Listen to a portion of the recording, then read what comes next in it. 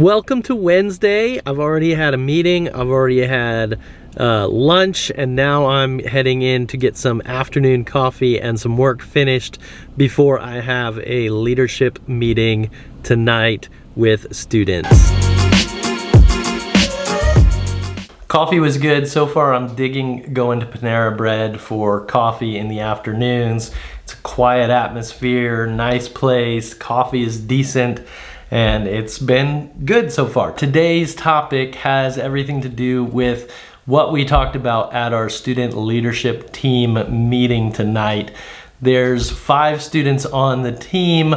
4 of them were there, and we were debriefing the Youth Evangelism Summit that we went to last weekend and really trying to talk about this whole idea of being outward focused and not so much inward focused, and talking about what do we do to share the gospel with those who are far from Jesus. And part of the idea is something that I've been thinking about in a new project that I'm working on, and some of the ideas that I have for our student ministry going forward.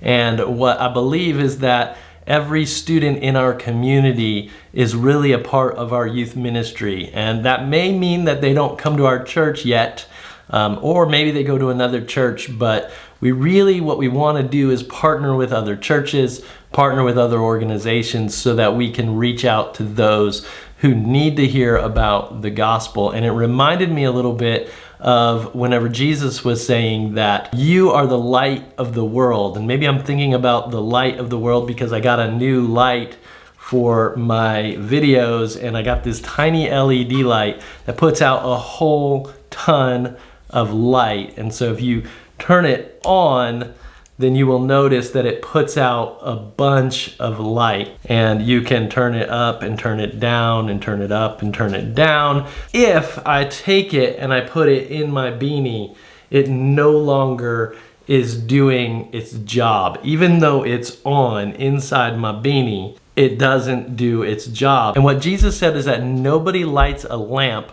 and puts it in a basket. And I think too often what we do in our student ministries is we light up while we are at church, and then we shove it in a basket, and we keep it in our nice little church basket. And what I hope to teach to our student leaders and to lead in is being a light outside of the 4 walls of the church, figuring out ways to reach out to our community. So that's part of the secret project that I'm working on. Hopefully it's not gonna be so secret here in a little bit, but it is definitely something that has everything to do with keeping your light outside of the basket so that it can light up the world. So what does that mean for you? What I really want to encourage you with is figuring out who is the person that you need to reach out to. Who is the person that needs your light? Who is the person that needs